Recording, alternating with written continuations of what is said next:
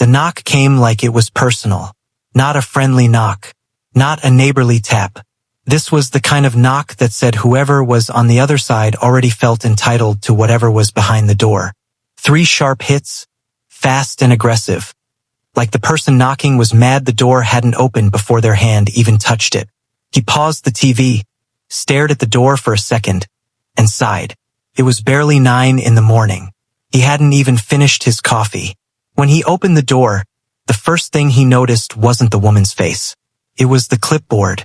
Thick, overstuffed, covered in sticky notes and highlighted lines like a weaponized textbook. Then the sunglasses. Big ones. The kind people wear when they don't want eye contact, only authority. She didn't smile. Didn't say hello. Didn't introduce herself. She just looked him up and down like he was already a problem. "I'm the HOA president," she said flatly. Like that explained everything. "And you're in violation." That was it. No greeting. No explanation. Just accusation. He blinked once, took a slow sip from his mug, and leaned casually against the doorframe. "Morning to you too." She adjusted the clipboard, clearly annoyed he wasn't reacting the way she expected. "I don't have time for sarcasm. I'm here about your property." "My property," he repeated calmly. "Yes," she snapped.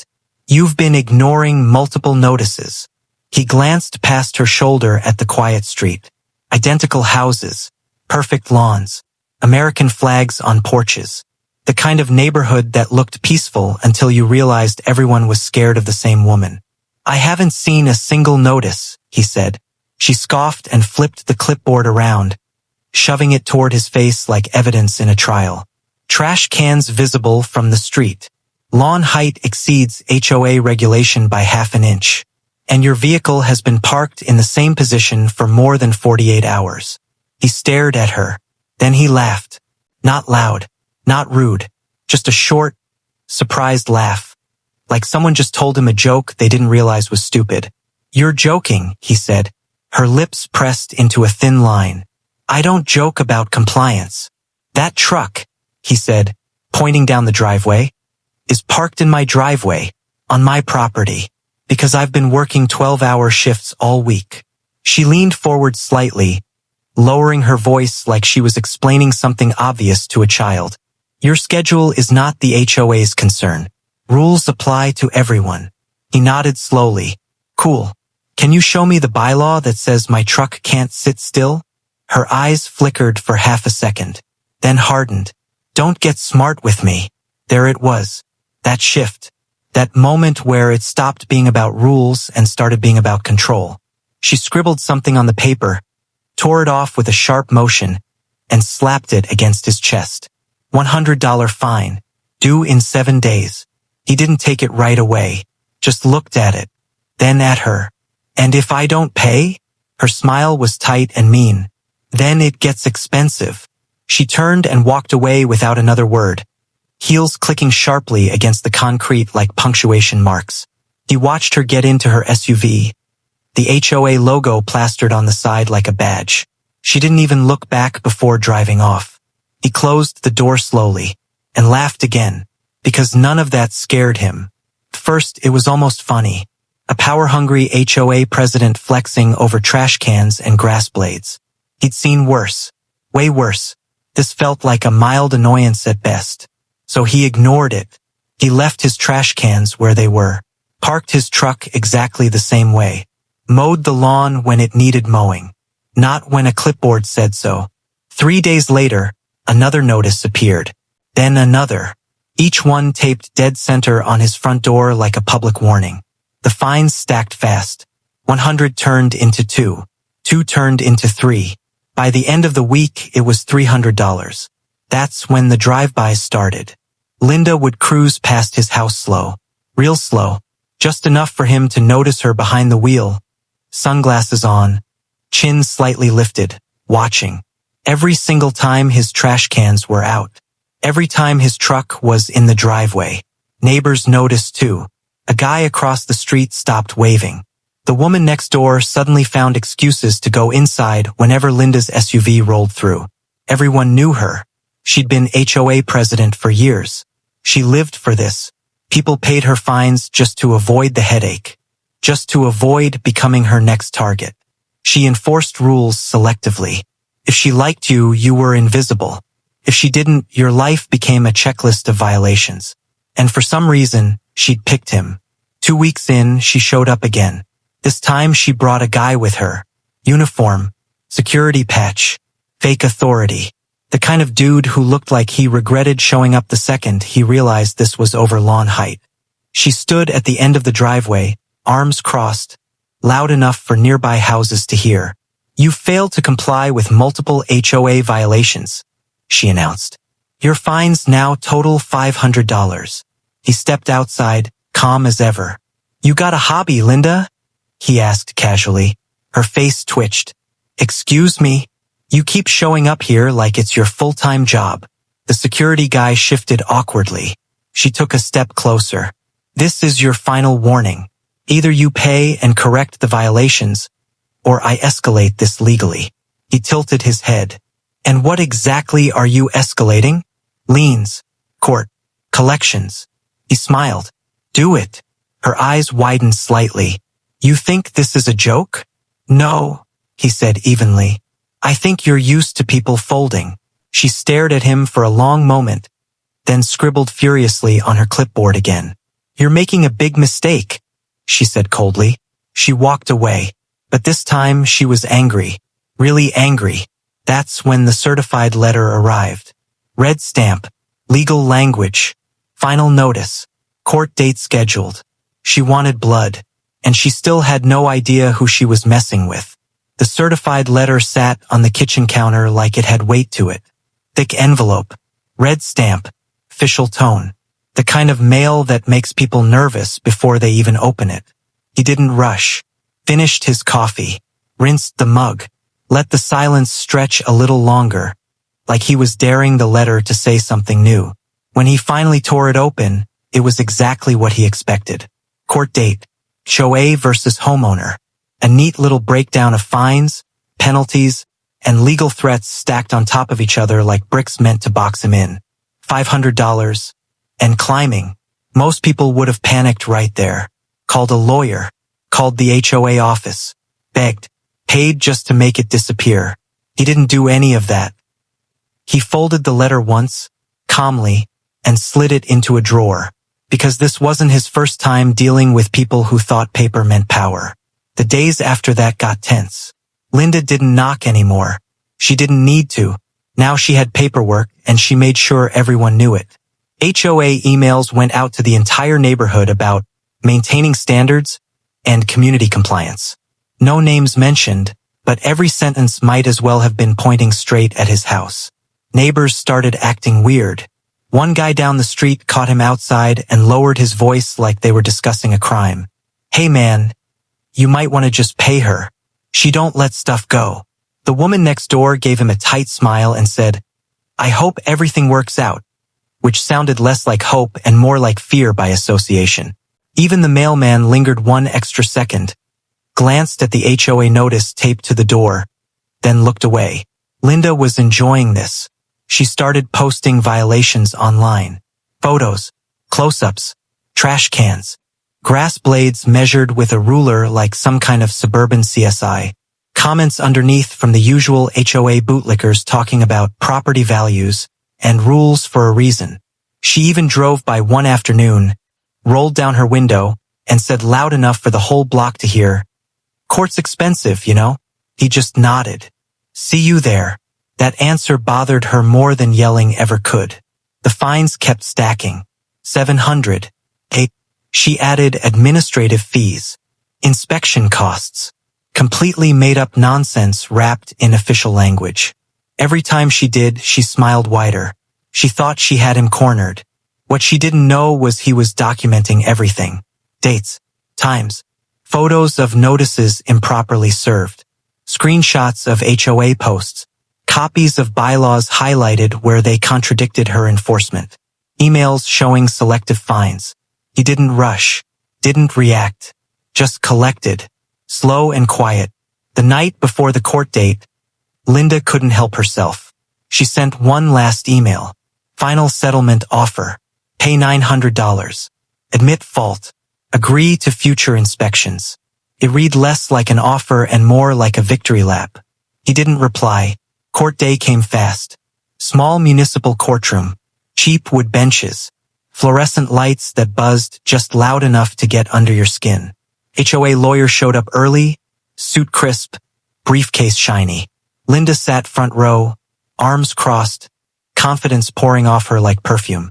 She kept whispering to the lawyer, pointing back at him, laughing quietly. He showed up alone. No lawyer, no briefcase, just a folder tucked under his arm. Linda noticed immediately. Her smile grew. She leaned back, crossed her legs, and mouthed one word at him. Alone. He didn't react. When the case was called, Linda practically popped out of her seat. The lawyer launched into it like he'd rehearsed 100 times. Violations, non-compliance, disrespect for community standards. He spoke fast and confident, like momentum alone would win. The judge listened, expression flat. Then Linda took the stand. She loved this part. She talked about how difficult he'd been, how uncooperative, how he ignored multiple warnings, how she was just trying to protect the neighborhood. She even sighed dramatically and said, "Some people just think rules don't apply to them." She glanced back at him when she said it. The judge turned to him. "Sir, do you dispute the violations?" He stood slowly. "Yes, Your Honor." Linda smirked. And he added, "I'd like to submit evidence." That smirk faded just a little. He handed the clerk his folder. Photos, emails, screenshots, bylaws highlighted, dates lined up clean, violations against other houses that were never enforced, fines added without authority, notices served incorrectly. The judge flipped through the pages. Slowly, Linda's foot started bouncing. The lawyer cleared his throat. "Your Honor, the HOA has discretion. Does it?" The judge interrupted, still reading. Silence. He kept flipping. The courtroom felt smaller, hotter. Then the judge looked up. "Sir," he asked calmly, "what do you do for a living?" Linda stiffened. He didn't hesitate. "I work for the city." Linda relaxed just a little. The judge nodded. "In what capacity?" He paused just long enough. "I'm a city inspector. Code enforcement." The air shifted. Linda's smile vanished instantly. The lawyer blinked. "Inspector as in?" "As in," he continued, "I inspect residential communities, including HOAs, including this district." Linda's face drained so fast it was almost impressive. The judge leaned back. "Have you conducted inspections in this HOA?" "Yes, Your Honor. Multiple. All documented." Linda opened her mouth. Nothing came out. He kept going, calm and controlled, including unpermitted fines, selective enforcement, misuse of HOA funds, and violations of municipal notice requirements. The lawyer turned slowly toward Linda. She didn't look at him. The judge closed the folder. Case dismissed. Linda stood up, panicked. "Your Honor, this is outrageous." The judge raised a hand. "Sit down." She sat. "I suggest," the judge continued, "you consult legal counsel, and I strongly advise your HOA to review its practices before the city does it for you." Court adjourned. Linda didn't look back, didn't say a word. She walked out fast, heels silent now, clipboard clutched like a lifeline that had just snapped. He stayed seated for a moment, because he knew this wasn't over. Not yet. Linda didn't wait for the dust to settle. The very next morning, she went nuclear. An email blast hit every inbox in the neighborhood before most people finished breakfast. Subject line in all caps. Something about misleading information and abuse of city authority. She accused him of intimidation, harassment, and using his job to threaten the HOA. She framed the court dismissal like a technicality, not a loss. But the tone was off. Too loud. Too defensive. The kind of message written by someone who knows the ground just shifted under their feet and is trying to pretend it didn't. People started replying. Not the way she expected. One neighbor asked why only certain houses ever got fined. Another mentioned being charged fees that were never explained. Someone else attached an old email where Linda waived a violation for her friend across the street. The replies stacked fast. Linda tried to shut it down. She locked the thread. Sent another email warning people not to spread misinformation. That only made it worse. Because now people were comparing notes in group chats, driveways, and backyard conversations. Stories came out. Fines that made no sense. Threats over tiny stuff. Selective enforcement depending on whether Linda liked you or not. And the big one. Money. Where exactly were all those fines going? That's when the city vehicles showed up. 2 white trucks. Official seals. Clipboards that actually mattered. They rolled into the neighborhood mid-morning and parked right in front of the HOA office. People noticed. Phones came out. Curtains twitched. Linda watched from her front window, frozen. This wasn't something she could email away. City inspectors walked the property. Measured. Photographed. Checked permits. Asked for records. Real records. Not the half-printed stuff Linda liked to wave around. The HOA office door stayed closed. Then it didn't. One of the inspectors stepped out holding a box. People whispered. By afternoon, notices were posted. Not HOA notices. City ones. Official. Bright. Impossible to ignore. Violations. Unauthorized fines. Failure to follow municipal code. Improper handling of resident funds. Linda didn't come outside. By that evening, the HOA Facebook page was gone. The website was taken offline. Emails bounced. She lost control in real time. Neighbors stopped avoiding him. They started approaching him. One guy shook his hand like he'd just won something for the whole block. Man, I thought nobody could touch her. The woman next door laughed nervously. Guess rules really do apply to everyone. Huh? He didn't gloat. Didn't brag. Just nodded. Because he knew Linda. And Linda wasn't done yet. 2 days later, she knocked on his door again. Soft this time. Careful. He opened it slowly. She looked smaller. No sunglasses. Hair pulled back. Clipboard gone. Just her. Standing there with nothing to hide behind. We need to talk, she said. He leaned against the doorframe. Do we? Her jaw tightened. You didn't have to take it this far. He raised an eyebrow.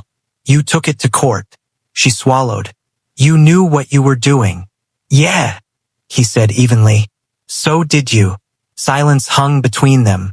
She exhaled, frustrated. If you drop the inspection complaints, I can make this go away. He laughed. Quiet. Sharp. That's not how it works. Her face hardened again. You think you've won? I think, he said. You forgot rules apply to you too. She stepped back, eyes flashing. This isn't over. He smiled slightly. For you, it is. She walked away fast. That night, an emergency HOA meeting was called. Standing room only. People who'd never spoken up before were suddenly loud. Questions flew. Accusations. Demands for records. Demands for explanations. Linda tried to regain control. Tried to talk over everyone. Tried to threaten. It didn't work. Someone motioned for a vote. Another called for an audit. Another demanded her resignation. She stood there, shaking, realizing she'd lost the room. The same way she lost the court. The same way she lost her power. By the end of the meeting, she stormed out. No goodbye.